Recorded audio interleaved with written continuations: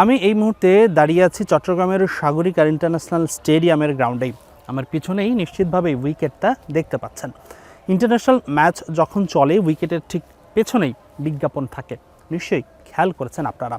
সেই বিজ্ঞাপনগুলো মাঠের সাথে আটকাতে ব্যবহার করা হয় পেরেক, কিন্তু সেই পেরেকেই কালকে একটা দুর্ঘটনা ঘটে গেছে এই গ্রাউন্ডেই।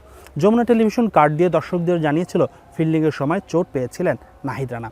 সেই চোটটা কী ছিল সেটার বিস্তারিত জানা গেছে। বিলবোর্ডের উপরে বল কুড়াতে গিয়ে ফিল্ডিংয়ের সময় নাহিদ রানার হাতে পেরেক ফুটে যায় বা পেরেক দিয়ে তার হাত ক্ষত হয়ে যান। হাতের ঠিক এই জায়গাটাতে তিনি আঘাত পান।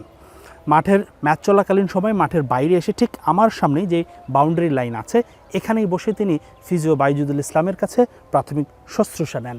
এরপর মাঠে যে মেডিকেল যে টেপগুলো আছে সেটি পেঁচিয়ে রক্তপাত বন্ধ করে মাঠে নামেন নাহিদ রানা এবং তার বোলিং স্পেলও শেষ করেন।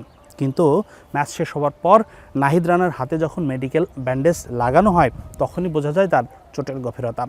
তার টিমমেটরা যখন বাসে চড়ে হোটেলে ফিরেছেন, নাহিদ রানা সেই সময় অ্যাম্বুলেন্সে চেপে গিয়েছেন হসপিটালে। তার ক্ষতর গভীরতা, ইনফেকশন এড়াতে দেওয়া হয়েছে টিটেনাস ইনজেকশন এবং হাতে দেওয়া হয়েছে সেলাই।